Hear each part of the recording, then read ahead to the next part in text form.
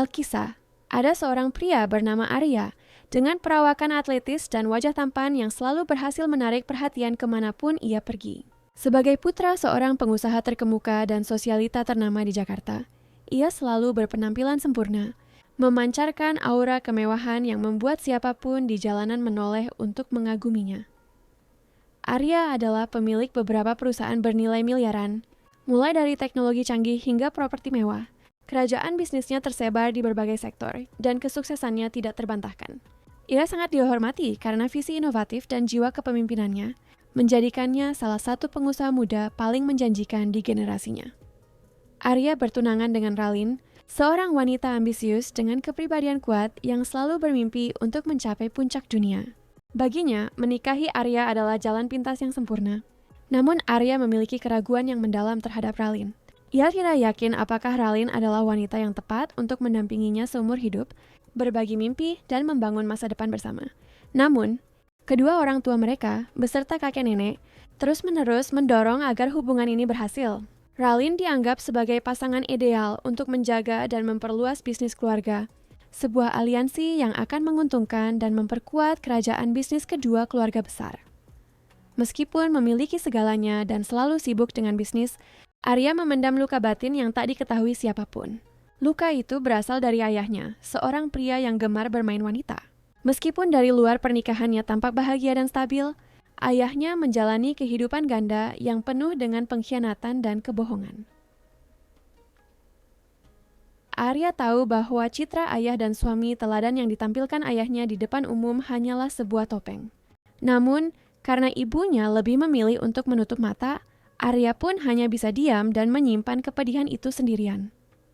Perilaku buruk ayahnya membuatnya rapuh dalam urusan cinta. Ia takut untuk benar-benar membuka hati kepada siapapun, yang membuatnya semakin ragu akan masa depannya bersama Ralin. Bayang-bayang pengkhianatan ayahnya selalu menghantui setiap hubungannya, menciptakan dinding tak terlihat yang sangat nyata. Sementara itu, jauh dari gemerlap dan hiruk-pikuk kota Jakarta, hiduplah seorang gadis muda bernama Bunga. Ia tinggal di Kampung Kembang, sebuah desa sederhana dan asri di mana sebagian besar rumah terbuat dari kayu, dibangun dengan cinta dan gotong royong selama bertahun-tahun. Jalanannya masih berupa tanah, berdebu di siang hari, namun menebarkan aroma wangi saat semilir angin sore berhembus. Suara angin berdesir lembut di antara pepohonan rindang, membawa serta aroma manis melati dan Kamboja yang menjadi ciri khas kampung itu. Rumah-rumah sederhana di sana memancarkan rasa kebersamaan dan solidaritas yang hangat, di mana para tetangga saling mengenal nama dan selalu siap sedia membantu satu sama lain. Bunga tinggal di sana bersama ayahnya yang sangat ia sayangi, ibunya, Ibu Ratna, seorang wanita pekerja keras, dan adik laki-lakinya, Adi, seorang anak yang cerdas dan penuh cita-cita. Mereka adalah keluarga yang bersatu dan penuh kasih, hidup dalam kesederhanaan di tengah keindahan alam yang memeluk mereka. Namun, kehidupan tenang Bunga jungkir balik ketika ia kehilangan sosok pria yang paling ia cintai di dunia. Ayahnya, pahlawannya, teladannya sebagai pria yang jujur dan pekerja keras. Sebuah kebakaran tragis melanda rumah kayu mereka di suatu malam yang awalnya terasa biasa saja. Sang ayah, dengan keberanian dan cinta yang luar biasa, berhasil menyelamatkan Ibu Ratna dari kobaran api yang cepat membesar. Tak berhenti di situ, ia kembali masuk untuk mencoba menyelamatkan kucing kesayangan putrinya. Namun nahas, ia terjebak di dalam rumah yang terbakar, ditelan oleh api sementara keluarganya hanya bisa menyaksikan tanpa daya dari luar. Momen-momen terakhirnya adalah pengorbanan murni, hanya memikirkan keselamatan orang-orang yang ia cintai. Kini sebatang kara, hancur, dan tanpa tempat tinggal, Bunga, Ibu Ratna, dan Adi untuk sementara menumpang di rumah seorang tetangga yang baik hati. Namun, itu adalah situasi sementara yang tidak bisa bertahan lama. Mereka harus segera mencari solusi. Ibu Ratna, yang memiliki pengalaman sebagai asisten rumah tangga, ART, dan dikenal karena dedikasi dan kejujurannya, mendapatkan tawaran pekerjaan di sebuah rumah mewah, jauh dari tempat tinggal mereka sebelumnya. Rumah itu berada di kawasan elit Pondok Indah, sebuah dunia yang sama sekali berbeda bagi mereka. Pekerjaan ini datang di saat yang tepat, seperti sebuah anugerah dari Tuhan, karena salah satu syaratnya adalah Ibu Ratna harus tinggal di rumah megah itu, di sebuah pavilion yang disediakan khusus untuk para pekerja. Inilah kesempatan untuk memulai hidup baru, meskipun itu berarti meninggalkan semua yang mereka kenal. Ibu Ratna memiliki rekam jejak yang sangat baik dengan surat rekomendasi yang sempurna dari majikan-majikan sebelumnya. Keluarga pemilik rumah itu pun tertarik untuk bertemu langsung dengannya. Selama wawancara, Ibu Ratna berkata jujur. Ia menceritakan bahwa ia memiliki seorang putri remaja dan seorang putra kecil, dan menegaskan bahwa ia hanya akan menerima pekerjaan itu jika kedua anaknya bisa ikut bersamanya. Ia tidak mau berpisah dari keluarganya, terutama setelah semua yang telah mereka lalui. Nyonya Rumah terkesan dengan kejujuran dan dedikasi Ibu Ratna pada keluarganya, kemudian menyarankan agar Bunga juga bekerja sebagai salah satu ART di rumah itu. Ini adalah solusi yang menguntungkan semua pihak. Keluarga itu akan mendapatkan dua pekerja yang berdedikasi, dan Bunga akan memiliki pekerjaan yang layak. Ibu Ratna segera menelepon Bunga. Suaranya penuh dengan harapan baru. "Nak, besok kita akan pindah ke rumah majikan baru. Ibu dapat pekerjaan untuk ibu dan juga untukmu. Ini adalah kesempatan baru bagi keluarga kita." Bunga, yang selalu siap membantu keluarganya, menjawab tanpa ragu, "Baik, Bu. Aku akan selesaikan pekerjaan memetik teh hari ini, nanti kita berkemas. Aku siap untuk babak baru dalam hidup kita. Semua sudah diatur." Keesokan harinya, Bunga, Ibu Ratna, dan Adi akan pindah ke rumah megah itu, memulai sebuah lembaran baru dalam hidup mereka. Pada hari yang sama, dalam perjalanan menuju pertemuan penting dengan seorang pengusaha kaya lainnya, Arya memperhatikan para pekerja yang sedang memetik daun teh di sebuah perkebunan teh yang luas di kawasan puncak, tidak jauh dari lokasi pertemuan mereka.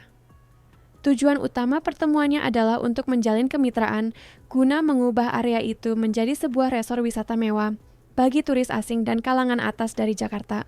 Sebuah proyek yang akan menghasilkan keuntungan miliaran. Namun, saat mengamati para pekerja yang sederhana dan berdedikasi itu, pandangan Arya terpaku pada seorang gadis cantik yang sedang memetik pucuk-pucuk teh dengan anggun dan lembut. Bunga. Ia langsung terpesona oleh kecantikan alami gadis itu dan tidak bisa mengalihkan pandangannya sampai ia harus menenangkan diri dan menyembunyikan kekagumannya agar tidak menarik perhatian. Sekitar 1 jam kemudian, di tengah-tengah rapat yang menegangkan, Bunga tiba-tiba masuk ke dalam ruangan tanpa rasa takut dan mulai berdebat, sengit dengan pengusaha arogan yang duduk di seberang Arya. Pria itu segera memerintahkan pengawalnya untuk mengusir Bunga dengan kasar. Setelah rapat selesai, pengusaha itu menghampiri Bunga untuk menghadapinya secara langsung, menyatakan dengan nada merendahkan bahwa seluruh lahan itu akan segera mendapat izin dari pemerintah untuk diratakan dan diubah menjadi resor modern yang menguntungkan.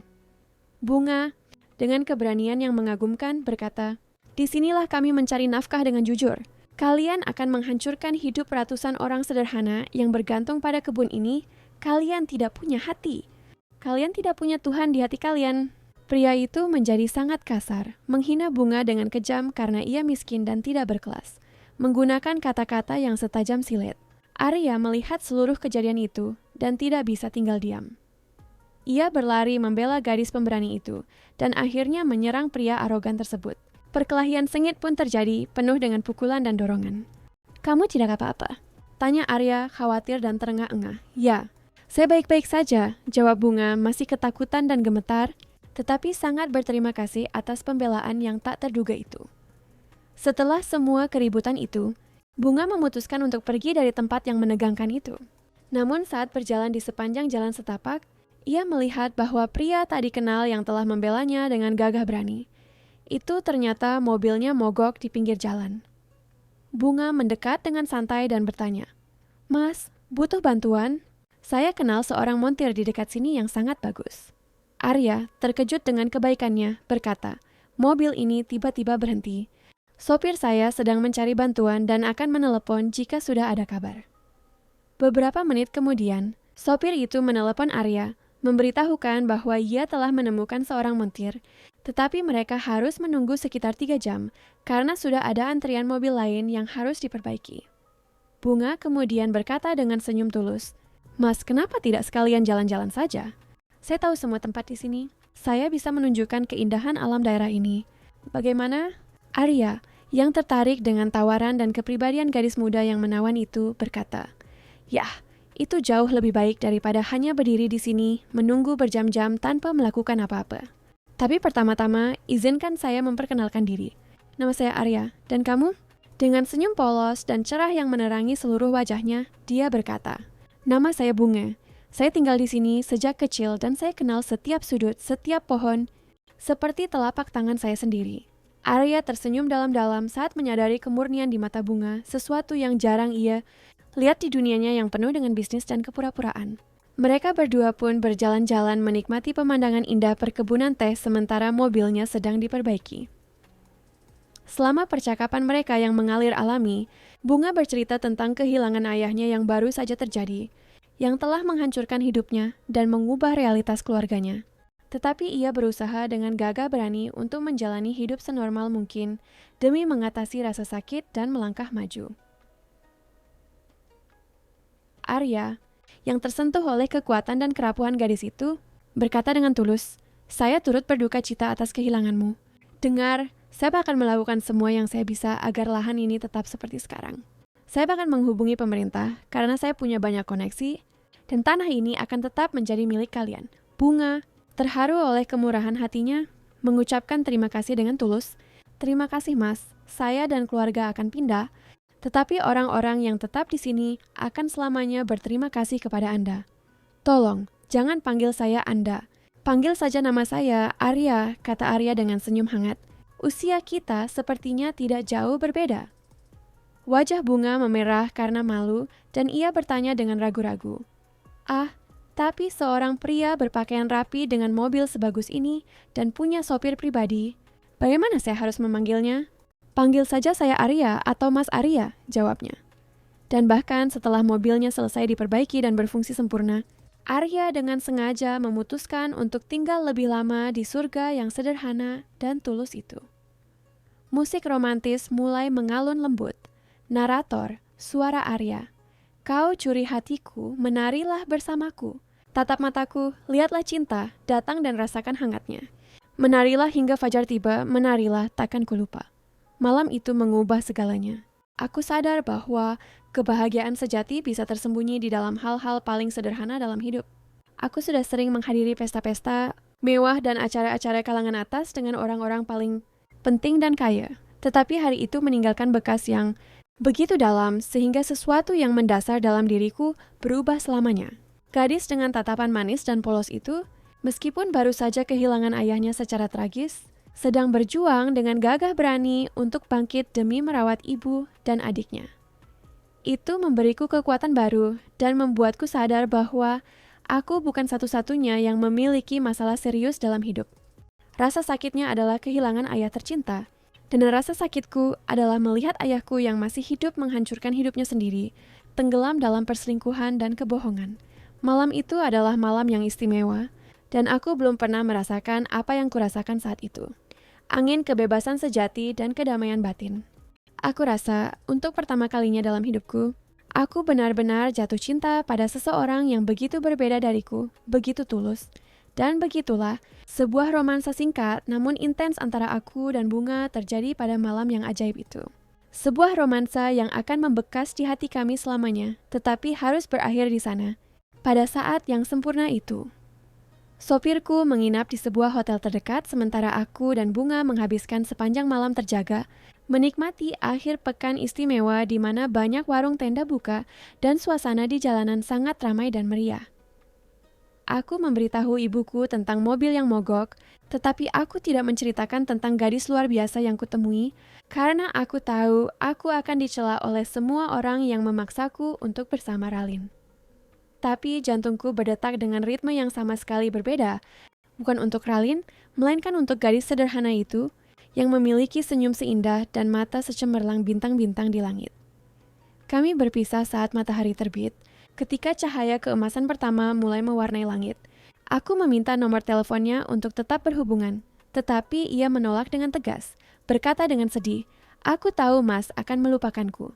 Dunia kita berbeda, aku tidak akan pernah bisa menggapaimu. Mungkin kita tidak akan pernah bertemu lagi, dan aku tidak mau mengambil risiko sakit hati karena cinta." Aku sangat kecewa, tetapi aku mengerti posisinya. Aku melihatnya berjalan menjauh dan menghilang dari pandanganku, ketika tiba-tiba aku didorong oleh sebuah dorongan yang tak terkendali. Sudah terlambat untuk kata-kata. Aku begitu jatuh cinta sehingga aku hanya ingin menciumnya dengan penuh gairah.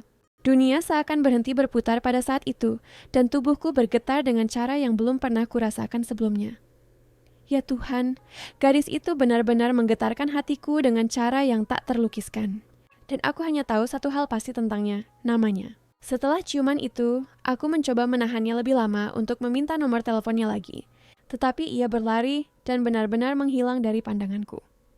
Setelah beristirahat sejenak di rumah, Arya pergi ke taman untuk menikmati matahari pagi dan tanpa disangka-sangka bertemu dengan Ralin. Ia tidak langsung mengerti apa yang terjadi sampai Ralin mengumumkan dengan santai, "Aku datang untuk tinggal selamanya." Orang tuamu dan orang tuaku sudah setuju. Tentu saja kita tidak akan tidur di kamar yang sama sebelum menikah. Tetapi kalau kamu mau, aku bisa mengunjungimu tengah malam. Arya yang merasa terganggu, perlahan-lahan menjauh dan pergi untuk berbicara serius dengan orang tua dan neneknya yang tinggal bersama mereka di rumah megah itu. Musik sedih mengalun, narator, suara bunga. Malam menjelang, ku cari jawaban, tak bisa kutemukan. Tuhan, Tuhan, di mana engkau? Dengarkanlah aku butuh kedamaianmu. Aku tidak pernah berpikir akan kehilangan ayah secepat ini, tetapi sayangnya itu terjadi.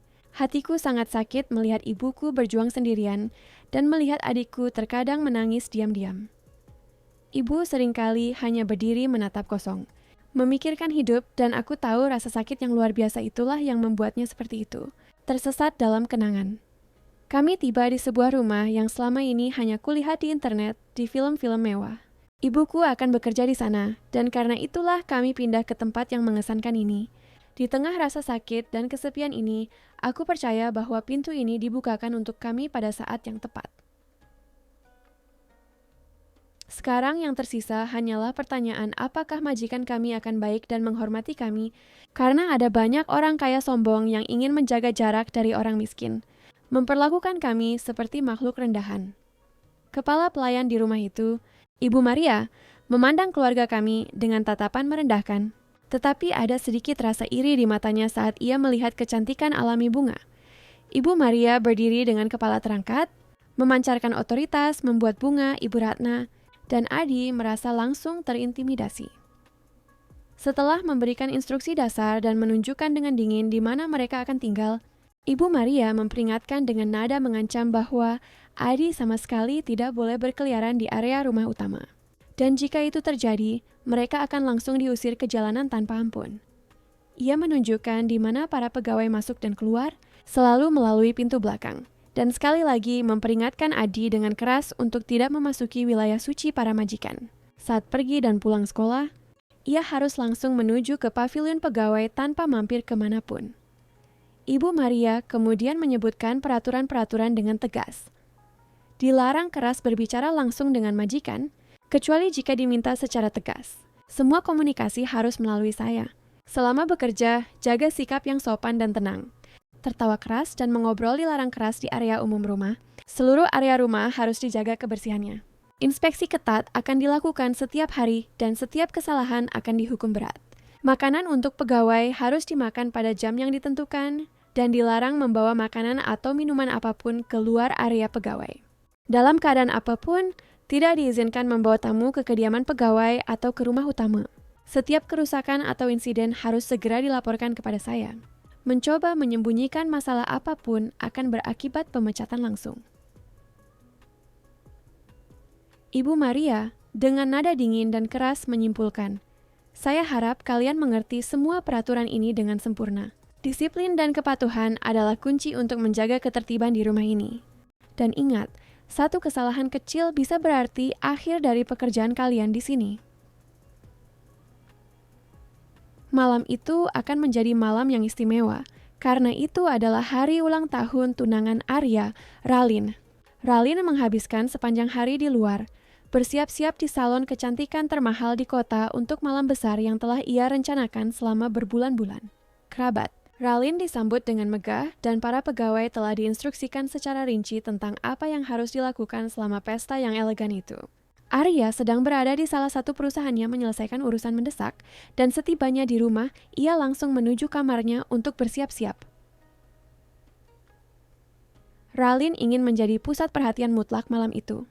Ia tampak memukau dalam gaun indah berwarna terang dengan hiasan berkilauan yang menangkap cahaya dengan memesona.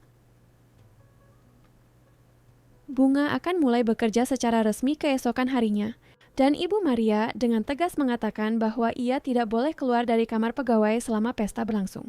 Namun, sebuah keributan kecil terjadi ketika Adi, yang lapar dan dengan kepolosan seorang anak kecil, mengambil sebuah kue kecil dari meja, berpikir tidak ada yang akan menyadarinya. Tante Arya, seorang wanita angkuh yang merasa seperti pemilik rumah, dengan cepat memarahi anak itu di depan semua tamu dan mempermalukannya di depan umum, berteriak tentang pegawai tidak berpendidikan. Mendengar keributan itu dari jendela, Bunga berlari dengan panik dan membela adiknya dengan penuh semangat. Saat itulah ia dan Arya benar-benar terkejut saat melihat satu sama lain untuk pertama kalinya dalam konteks itu. Musik menjadi tegang dan dramatis. Narator, suara Bunga. Ayah, hatiku masih merasakan hangatmu, tapi kemudian aku menatapnya. Wanita yang begitu bijak dan setia. Melihat pria yang pernah ia temui berdiri di samping seorang wanita cantik dan menyadari cincin pertunangan yang berkilauan di jarinya, hati Bunga hancur berkeping-keping. Orang-orang penasaran menyaksikan adegan itu dari jauh, tanpa benar-benar mengerti apa yang sedang terjadi atau mengapa ada ketegangan di udara. Arya, di sisi lain, sangat berharap semua ini segera berakhir agar ia bisa menjelaskan semuanya kepada Bunga. Narator. Tersembunyi di hati, perlahan aku tersesat dalam rahasia dirimu. Ibu Ratna bertanya langsung.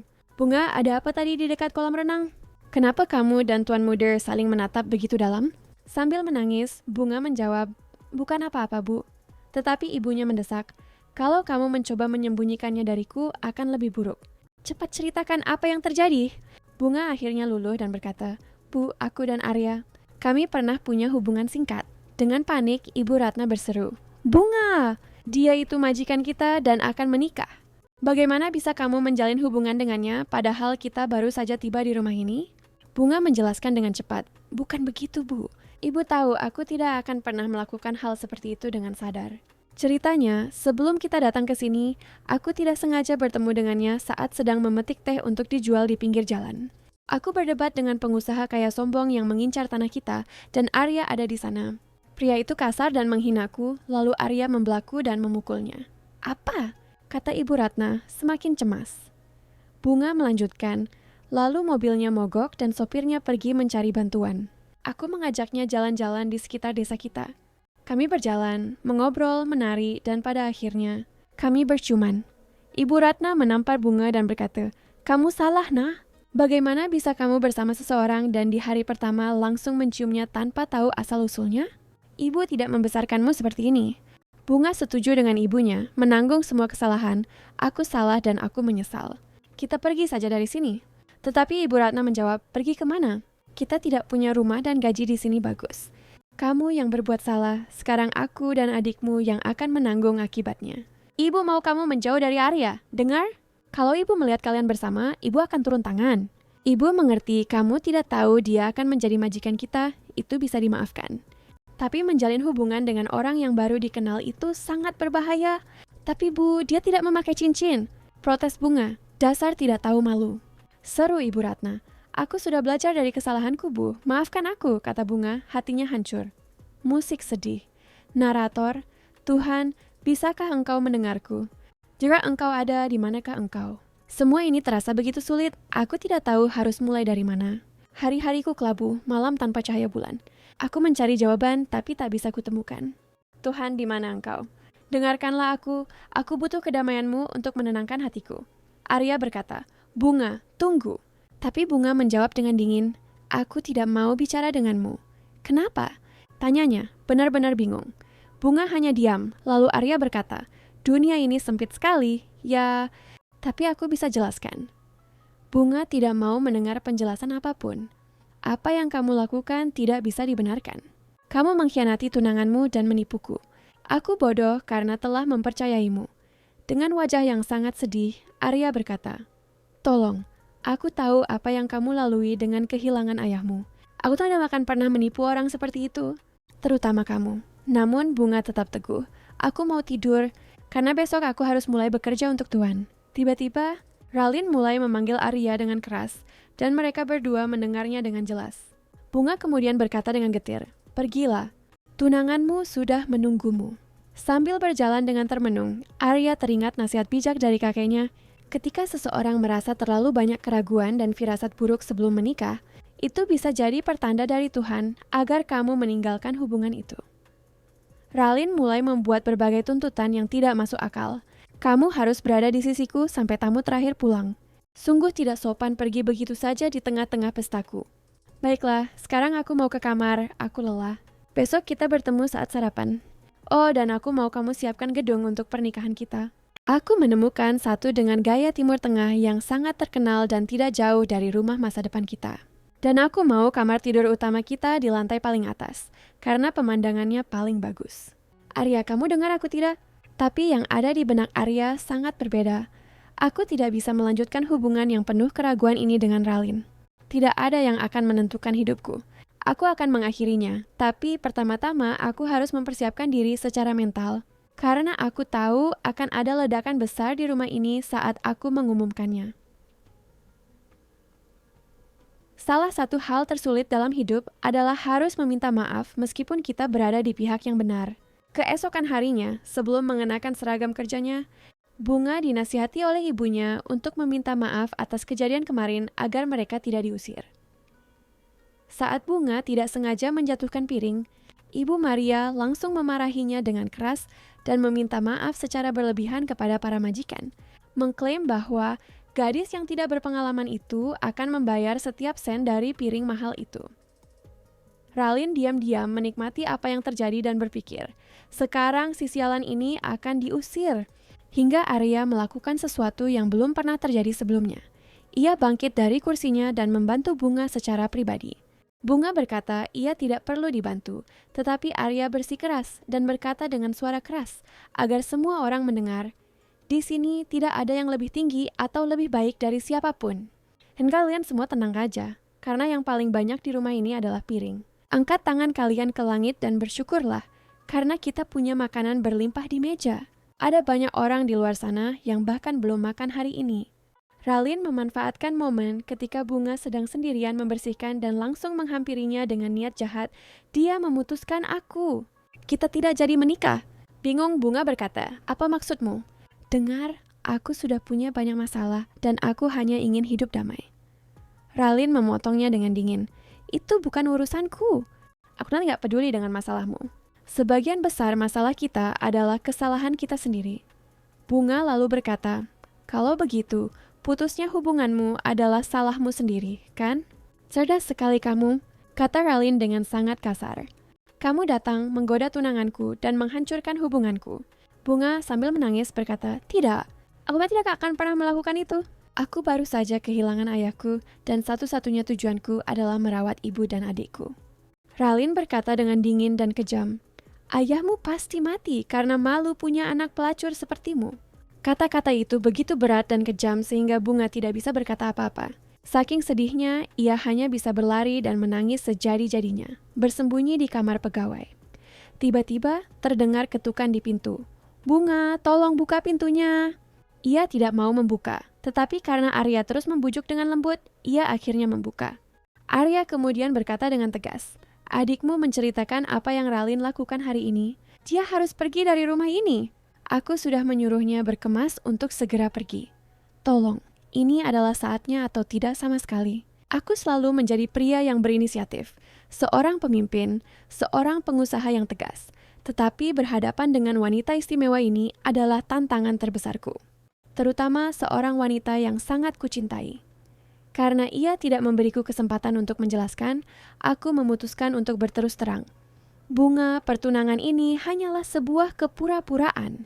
Keluarga kami memaksaku untuk membuat pilihan yang salah ini, tapi aku tidak sepenuhnya menyalahkan mereka. Dan tahu kenapa? Karena aku melamarnya saat aku mengetahui perselingkuhan ayahku yang terus-menerus. Ibuku sudah berbicara denganku, dan dalam beberapa hari ke depan, ayah akan pindah selamanya ke kota lain. Ibuku telah mengambil keputusan. Ia tidak akan lagi menutup mata dan dibodohi seperti sebelumnya. Bahkan, salah satu ART di sini harus memberikan penjelasan, dan aku akan memecatnya, karena ia dan ayahku bertemu diam-diam. Aku lelah diam menghadapi banyak hal, tapi kali ini aku tidak akan tinggal diam dan aku tidak akan kehilanganmu. Musik romantis kembali mengalun narator, suara Arya. Aku tahu malam bisa terasa sulit, tapi bersamanya semuanya menjadi terang. Aku tahu malam bisa terasa sulit, tetapi dengan dia di sisiku. Di hadapan Ibu Bunga, Arya berkata dengan hormat, "Bu, saya datang untuk meminta izin menikahi putri Ibu." Namun, Ibu Ratna menjawab dengan tegas, "Tidak, maaf tapi tidak. Kami baru saja mengalami kehilangan dan saya tahu keluargamu tidak akan pernah menerima Bunga. Lupakan putri saya dan lanjutkan hidupmu." Selama percakapan yang tegang itu, Bunga berkata, "Bu, kita bicara lagi nanti. Sebelumnya, aku ingin bicara berdua dengan Mas Arya. Semua orang sudah memberikan pendapat, tapi aku ingin mengatakan sekali dan untuk selamanya apa yang aku rasakan dan pikirkan." Ibunya menjawab, "Baiklah, tapi ketahuilah ibu hanya menginginkan yang terbaik untukmu. Aku berkata bahwa akulah kepala keluarga sekarang, dan banyak hal akan berubah secara drastis mulai saat itu. Bunga harus diperlakukan sebagai seorang nyonya yang terhormat, dan para pegawai tidak boleh lagi mengalami prasangka atau penghinaan dalam bentuk apapun. Siapapun yang tidak setuju dengan peraturan baru, silakan berkemas dan segera pergi. Aku ingin calon istriku terbang tinggi. Aku akan membiayai kuliah impiannya, serta kursus musik dan les piano, karena ia selalu ingin belajar memainkannya. Aku juga bersedia membiayai sekolah swasta terbaik untuk Adi. Aku merasa terikat dengan keluarga itu secara mendalam dan tulus. Calon mertuaku memang sulit menerima kenyataan baru ini, dan meyakinkannya bahwa aku serius akan menjadi tantangan sehari-hari. Tetapi aku percaya seiring berjalannya waktu, ia akan yakin bahwa aku benar-benar tulus dengan putrinya, dan bukan hanya seorang pria hidung belang seperti yang ia pikirkan pada awalnya. Bunga bukan hanya sekadar wajah cantik, karena wanita cantik tidak pernah berhenti mencoba mendekatiku selama bertahun-tahun. Bunga memiliki esensi istimewa yang jauh melampaui kecantikan fisik.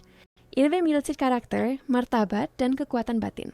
Dan begitulah, pada suatu hari musim semi yang indah, ketika bunga-bunga bermekaran dengan segala kemegahannya, taman di rumah itu dihias dengan hati-hati dengan detail bunga yang lembut, menandai kedatangan bukan hanya musim baru, tetapi juga sebuah pernikahan yang mewakili harapan baru bagi keluarga yang telah banyak menderita itu. Bunga mengenakan gaun putih lurus tanpa lengan yang sederhana, persis seperti yang ia inginkan tanpa kemewahan yang tidak perlu. Sebuah tiara dari bunga melati segar menghiasi rambutnya yang tergerai, memberinya penampilan seperti bidadari. Arya mengenakan setelan jas yang elegan namun simpel, melengkapi dengan sempurna kesederhanaan anggun dari acara yang merayakan bukan hanya penyatuan dua insan, tetapi kemenangan cinta sejati atas status sosial. Para tamu hanya sedikit tetapi sangat istimewa. Orang-orang yang benar-benar berarti dan mendukung persatuan yang tak terduga namun tulus itu. Ibu Bunga yang masih ragu tetapi melihat kebahagiaan putrinya, mulai menerima bahwa mungkin cinta bisa mengatasi perbedaan kelas. Adi yang tampak gagah dengan setelan barunya, sangat gembira melihat kakaknya begitu bahagia dan mengetahui bahwa ia akan mendapatkan kesempatan pendidikan yang tidak pernah ia bayangkan sebelumnya. Upacaranya sederhana namun mengharukan. Ketika Arya dan Bunga mengucapkan janji suci yang mereka tulis sendiri, tidak ada mata yang kering di antara para hadirin. Itu adalah bukti nyata bahwa cinta sejati dapat bersemi di tempat yang paling tak terduga dan mengatasi segala rintangan. 6 bulan setelah pernikahan, Bunga sudah terdaftar di salah satu universitas terbaik di kota, belajar manajemen bisnis untuk membantu Arya dalam usahanya. Les pianonya diadakan 3 kali seminggu, dan ia menemukan bakat alami yang mengesankan. Adi berada di sekolah swasta terbaik di daerah itu, mendapatkan nilai-nilai yang sangat baik dan berteman dengan anak-anak dari semua kalangan sosial. Perkembangannya sangat luar biasa. Ibu Ratna, yang pada awalnya sangat menentang hubungan itu, sekarang bekerja sebagai manajer rumah tangga, dihormati oleh semua staf. Ia telah mengakui kepada Bunga bahwa Arya telah membuktikan dirinya sebagai pria yang memegang kata-katanya dan seorang menantu yang luar biasa. Rumah megah itu telah berubah menjadi rumah yang sesungguhnya, penuh dengan cinta, tawa, dan musik. Bunga bermain piano setiap malam setelah makan malam, dan Arya menemukan bahwa itulah saat-saat paling membahagiakan dalam hidupnya. Ayah Arya benar-benar telah meninggalkan kota dan memulai hidup baru jauh dari keluarga. Ibunya, yang akhirnya bebas dari pernikahan beracun itu, berkembang menjadi wanita baru dan telah menjadi ibu kedua bagi Bunga. Kisah ini mengajarkan kita bahwa cinta sejati tidak mengenal batas sosial, ekonomi, atau budaya. Bunga dan Arya membuktikan bahwa ketika dua jiwa bertemu dengan tulus, mereka dapat mengatasi rintangan apapun yang coba dipaksakan oleh masyarakat. Kita juga belajar bahwa tragedi, sepahit apapun, dapat membuka pintu bagi peluang yang tak terbayangkan. Kehilangan ayah Bunga, meskipun menghancurkan, adalah apa yang membawa keluarganya ke rumah di mana ia akan bertemu dengan cinta sejatinya. Keberanian Bunga dalam membela keyakinannya, meskipun ia hanya seorang gadis sederhana yang melawan orang-orang berkuasa, menunjukkan kepada Arya tipe wanita kuat dan berintegritas yang ia butuhkan di sisinya. Dan Arya membuktikan bahwa pria yang benar-benar kaya bukanlah dia yang memiliki paling banyak uang, tetapi dia yang memiliki keberanian untuk mengikuti kata hatinya dan membuat pilihan yang tepat, bahkan ketika semua orang di sekitarnya tidak setuju. Pada akhirnya, mereka tidak hanya membangun sebuah pernikahan, tetapi juga sebuah warisan cinta, rasa hormat, dan martabat yang akan menginspirasi generasi mendatang. Karena terkadang, kisah-kisah terindah dimulai di tempat-tempat yang paling tidak mungkin, di antara orang-orang yang dipilih oleh takdir untuk bertemu, melawan segala rintangan. Dan begitulah, Bunga dan Arya hidup bahagia selamanya, membuktikan bahwa ketika cinta itu nyata, ia akan selalu menemukan jalannya. Selesai, musik penutup yang menginspirasi. Narator, para pendengar yang budiman, semoga kisah Bunga dan Arya telah menyentuh hati kalian. Kisah ini mengingatkan kita bahwa di dunia yang terbagi oleh perbedaan, cinta sejati tetap menjadi kekuatan paling dahsyat yang mampu menyatukan hati dan mengubah kehidupan. Semoga kita semua memiliki keberanian untuk mengikuti kata hati kita, seperti yang dilakukan Bunga dan Arya. Bagikan kisah cinta kalian di kolom komentar. Gunakan kolom komentar untuk berbagi pengalaman, ikut terharu bersama kami, dan menyarankan cerita-cerita berikutnya. Ide terbaik akan kami jadikan video.